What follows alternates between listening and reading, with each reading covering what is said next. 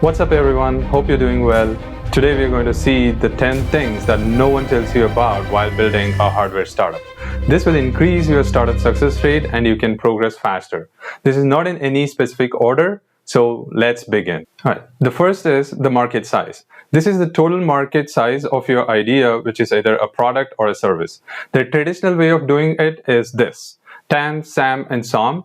TAM is the total demand for a product or a service. SAM is within a specific geographical area, which could be a country. SOM is the portion of the market that you capture or the share of your market. This is more of a top-down approach, which is not recommended way. What you should be doing is a bottom-up approach. Bottom-up calculation is number of customers times the price. Price could be dependent on raw materials, production cost, and other major non-production costs, which is SG&A.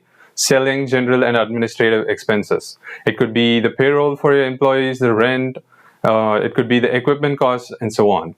As for the number of customers, you might be undermining or you might be overshooting your market. The one way to do this is to evaluate the market.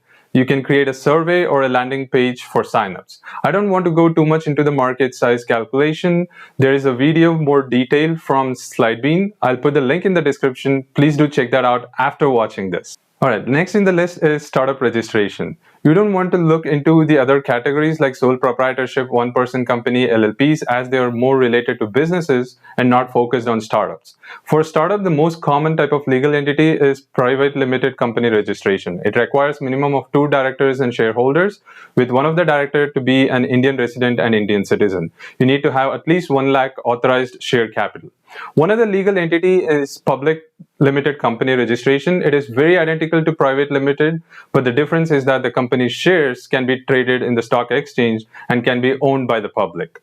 There's a pro tip over here. Create a new burner account, like a temporary email ID. I'll tell you why in a minute. Also, if possible, have a burner phone number like a SIM card, because as soon as your company is approved and registered, the information is public. Like your name, your phone number, email ID is public. So you will be bombarded with dozens of emails and phone calls, which you can avoid. But make sure you keep these email and phone number active because you get OTPs and verification code and so on. Alright. The next in the list is domains. It could be .com, .in, .tech, or the most famous one now is .ai. Depending on your type of your company, vision and mission, you can choose the right type of domain. Along with the domain is something linked as the website. There are tons of websites building tools, and now with AI, there are more tools available to build websites, which can be created in like few hours. If you need more professional ones, then you might have to go with the premium services like Wix, WordPress, or even build from scratch using HTML and CSS if you are into it. Next in the list is official email. Make sure you have an official email, which is your name @yourcompany.com. Do not use Gmail or anything else. This will not give you a faster response, especially from chip manufacturers and suppliers. Also have a signature on your email with your name, positions like CEO, CDO, your company name, a link to the website, and logo. Address maybe is optional. The next in the list is logo. Again, there are tons of tools for making logos with AI. Just a search of AI logo maker, you can make one in less than 5 minutes. But if you want something which is more meaningful and relates to your company's vision and mission, you might have to spend some time sketching it yourself. From our previous video on hardware tools, you can use free tools like GIMP and Inkscape to make one yourself, or you can pay someone else to do it. I got mine done from Caleb, who is the host of Backstage with Millionaires. He did it for me. The next in the list is agreements. This could be NDAs like non-disclosure agreements, licensing, and so on. We have discussed this in our previous videos about accessing certain chipsets. When you need to proceed with such things, you will need to have a registered startup, a website, your official email, and so on. Things related to NDAs will move much faster if you have these. Alright, next in the list is IEC, which is Import-Export Code, which is used for importing and exporting goods. Again, as an example here, you have like certain chipsets that needs to be procured from other country. Then you will need to have an IEC. I'll tell you what happened if you don't have one. One of the chipset I'm designing costs like $12 plus shipping and custom duty. But because my startup doesn't have IEC code yet, I had to procure it from an assembler who was authorized by a distributor. So it was like double the cost, which was like $26, $27 each. But I'm left with no other option just to proceed with that. I'm doing it. The next is like the GST along with IEC, which is goods and service taxes. You will need to have this if you're selling products, if you have started selling products, and you can like offset your purchases with your selling.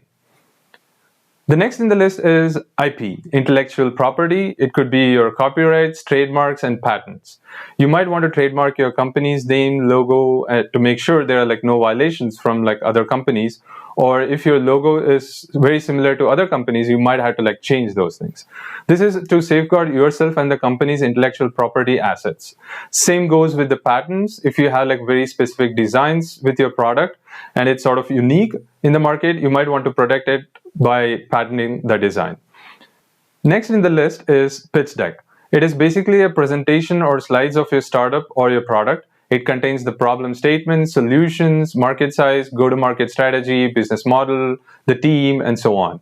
The pitch deck would need its own dedicated video. If you think you would want me to discuss about it, comment below and I can make one. But there's already tons of resources available out there, but please do let me know.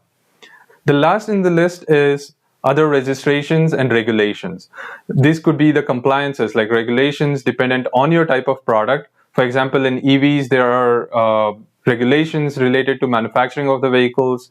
There could be regulations pertaining to the charging infrastructure. If it's an IoT device, there are regulations and standards related to the Wi-Fi and so on. There are standards specific to each sector. You need to make sure you are complying to each of those fields. If not, you would be like paying a heavy penalty. For drones, for example, in my case, there are regulations related to the size of drones. From DGCA, there are like certain rules that I have to follow. All right. So hope the video was really helpful. Let me know what your thoughts are on this list. Comment down below if I missed anything, if you want me to elaborate on any specific things, maybe regulation or maybe the pitch decks. Do let me know. Until then, have a wonderful rest of the week. See you in the next video.